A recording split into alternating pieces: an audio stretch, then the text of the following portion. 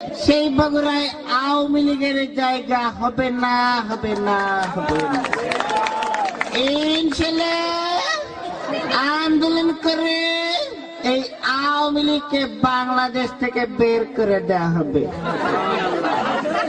আপনারা সবাই আমার স্বামী শহীদ প্রেসিডেন্ট জিয়াউর রহমানকে চেনেন। জিয়াউর রহমান আপনাদেরকে বাস দিয়েছিল ঘর বাড়ি করার জন্য।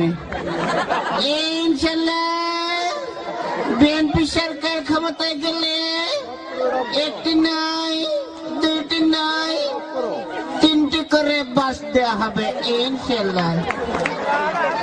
আপনারা জানেন এইখানে এই পাশে একটা পুকুর রয়েছে।